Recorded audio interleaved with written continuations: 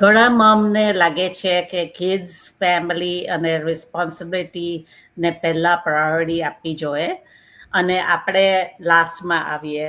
પણ એક વાત ઓનેસ્ટલી તમને બધાને પૂછું, જો તમે હંમેશા ટાયર્ડ રહો ને ઓવરવેલ્મ રહો, તો તમે કેટલું ટાઈમ સુધી તમારી બેસ્ટ આપી શકો બીજા બધાને, right?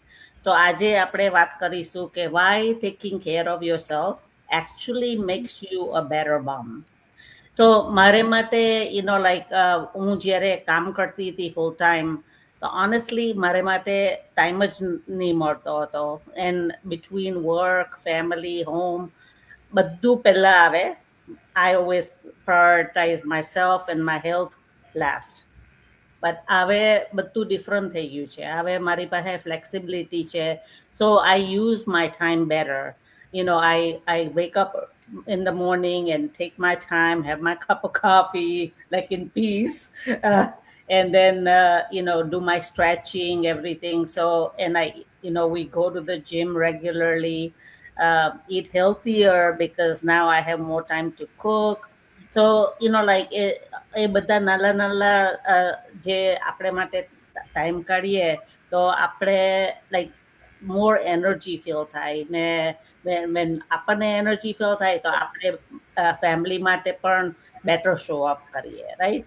So it's not perfect, but I'm trying to be consistent. So, I've noticed, I've really noticed that my health, I feel better now than I did in my 40s when I was just hustling and bustling.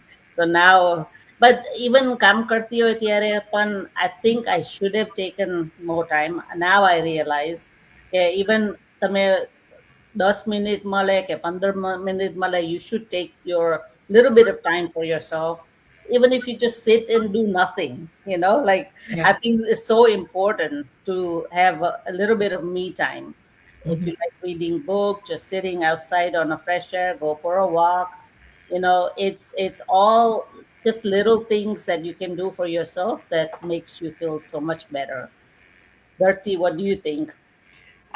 તમારી વાત સાચી છે. આપણે always હમણાં એક recent experience તો નહીં, પણ રિસન્ટ એક પોડકાસ્ટમાં મેં સાંભળ્યું હતું કે તમે પેરેન્ટ્સ બનો છો કે હસબન્ડ વાઈફ બનો છો, એ પહેલા તમે કોણ છો, તમારા સેલ્ફને તમે ભૂલી ના જાઓ. એમ તમારું ફેમિલી છે, કિડ્સ છે, બધું જ બરાબર છે, પણ એના પહેલા તમે શું હતા. એટલે આપણે આપણા પોતાના સેલ્ફને પ્રાયોરિટાઇઝ કરવું બહુ જરૂરી છે.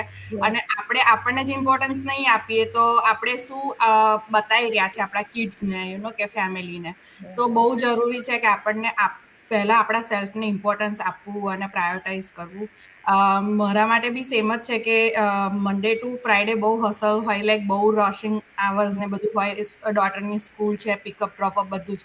પણ જ્યારે હું એને સ્કૂલમાં ડ્રોપ કરીને આવું ને પછીના આવર્સ જે મારી જોડ છે એમાં હું ઓલવેઝ 1 hour મારા પોતાના માટે હું ફાળવતી હોઉં છું. ઈધર હું જીમ જાઉં કે બાઇસિકલ રાઈડ કરવા જાઉં કે વોક કરવા જાઉં, કંઈક પણ નાનું તો નાનું હાફ આવર કે આવર માટે મારું સ્કેડ્યુલ ફિક્સ છે. નો મેટર વોટ હું જતી જ હોઉં છું, અનલેસ કે બહુ હેવી રેઇન પડતો હોય કે વેધર સિચ્યુએશન્સ એવી હોય કે કંઈ એવું કામ આવી ગયું હોય કે કોલ્સ કે આ તે, તો જ. બાકી અધરવાઇઝ મારું જે કામ છે એ હું ઓલવેઝ પછી જ કરતી હોઉં છું, પણ પહેલાં give my self like A time હું મારા પોતાને જ આપતી હોઉં છું. અને weekends are always free for me, એટલે હું ઓલવેઝ વીકેન્ડમાં હું એવું જ વિચારું ડે વનથી. ઇવન તો મારી ડોટર બી નહોતી ત્યારથી આઈ ઓલવેઝ નો, મારા હસબન્ડને બી ખબર કે વીકેન્ડ ઇઝ ફોર હર. એટલે ઓલવેઝ વીકેન્ડમાં કંઈ રશ ના હોય, આપણે આપણા ટાઈમે જ we take hour time. So relax, mostly relax day જ રાખતા હોઈએ કે જેથી આપણે થોડું રિલેક્સ કરી શકીએ. આપણે મંડે ટુ ફ્રાઈડેનું જે બી આપણું સ્કેડ્યુલ્સ છે એમાં આપણી સ્લીપ છે કે પછી જે બી આપણું છે, આપણે ઘડિયાળના કાંટે કામ કરતા હોઈએ. બિકોઝ ઘણું બધું એવું કામ હોય, ઇન્ક્લુડિંગ આપણું વર્ક નું બી બેલેન્સ કરવાનું હોય. ડિનર છે, લંચ છે, કિડ્સ, ફેમિલી, બધું જ. સો વીકેન્ડ એક એવી વસ્તુ છે કે એના માટે બી છે કે જે લોકોને પૂરા વીકમાં ટાઈમ નથી મળતો, એ લોકો એમના વીકેન્ડ એવી રીતના સ્કેડ્યુલ કરી શકે છે કે પોતાને થોડો ટાઈમ આપી શકે, વીકેન્ડમાં એમનો ટાઈમ કાઢી શકે ને પૂરા વીકનું ફ્યુઅલ વીકેન્ડમાં એ લોકો કરી શકે. પણ સેલ્ફને પ્રાયોરિટાઇઝ કરવી એ બહુ જ જરૂરી છે. જેવું રેખા આંટીએ કહ્યું કે આપણે જ નહીં ફ્યુઅલ કરીએ તો આપણે એનર્જી શું મળશે આપણને, રાઈટ? આખા ફેમિલીને સર્વ કરવાની, આપણા કિડ્સ માટે. અને એક રાઈટ એક્ઝામ્પલ બી આપણે સેટઅપ કરી રહ્યા છે આપણા કિડ્સ માટે કે આપણને જે જોશે એ જ એ લોકો ફોલો કરશે. સો જો અત્યારથી જ તમારા કિડ્સ તમને જોઈ રહ્યા છે કે અમારા પેરેન્ટ્સ કે અમારી મોમ કેવી રીતે હેન્ડલ કરી રહ્યા છે સ્ટફને, એની જાતે પ્રાયોરિટાઇઝ કરી રહી છે.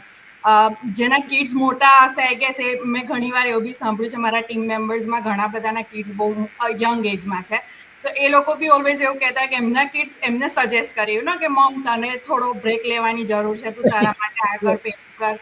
કોઈના કિડ્સ સ્પા બુક કરતા હોય છે, કોઈના કિડ્સ જસ્ટ નાનું ગેટ અવે સ્ટેકેશન કે વેકેશન કરતા હોય છે. સો જેમ જેમ કિડ્સ મોટા થાય ને એમ એ બી આપણને જોતા હોય છે કે આપણે કેટલું હસલ કરી રહ્યા છે, કેટલા બિઝી થઈએ છીએ આપણા લાઈફમાં. અને એ લોકોને બી રિયલાઇઝ થાય છે કે ના, મારી મમ્મીને કે મારા પેરેન્ટ્સને બ્રેકની જરૂર છે, અને એ ઇન્સિસ્ટ કરે છે આપણને.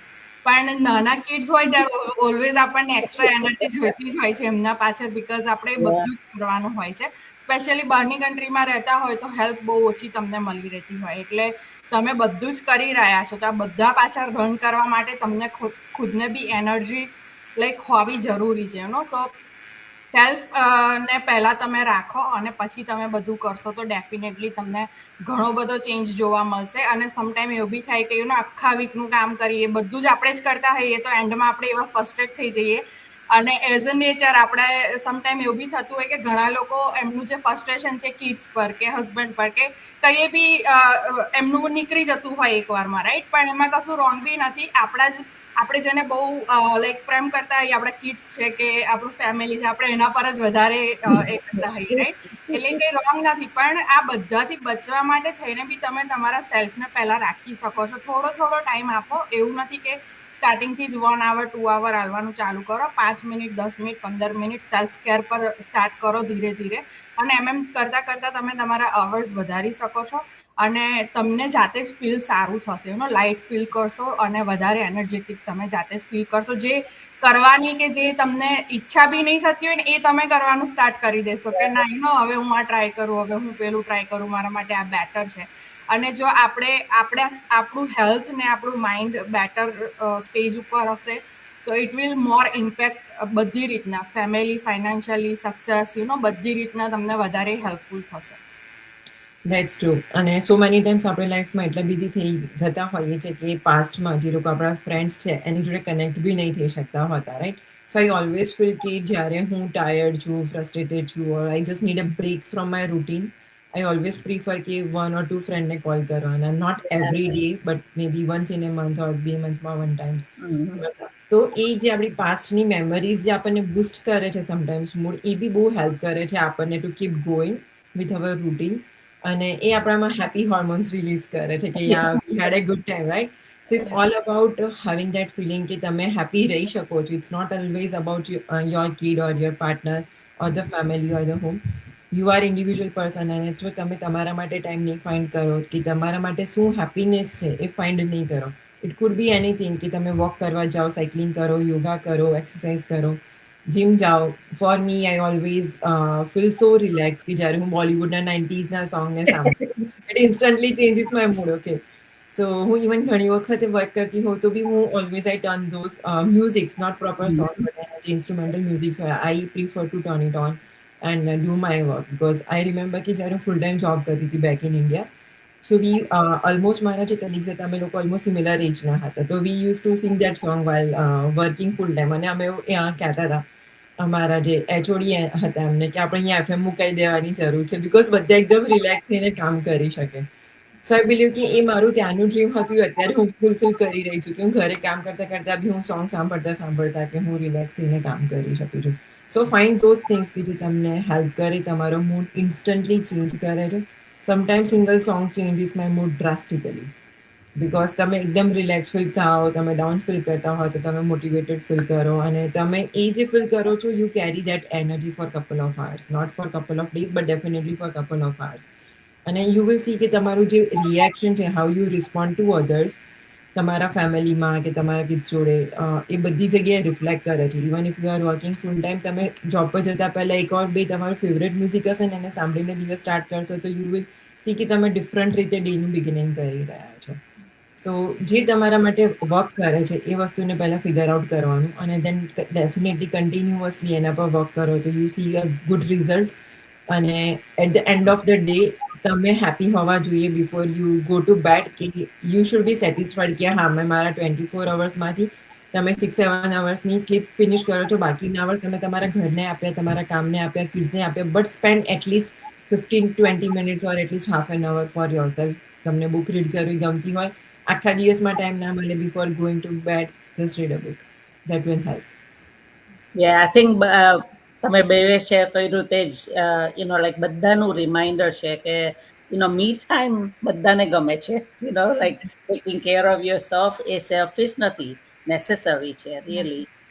એને એ પરફેક્ટ નહીં હોવું જોઈએ. ઇવન નાની નાની steps you can create big changes.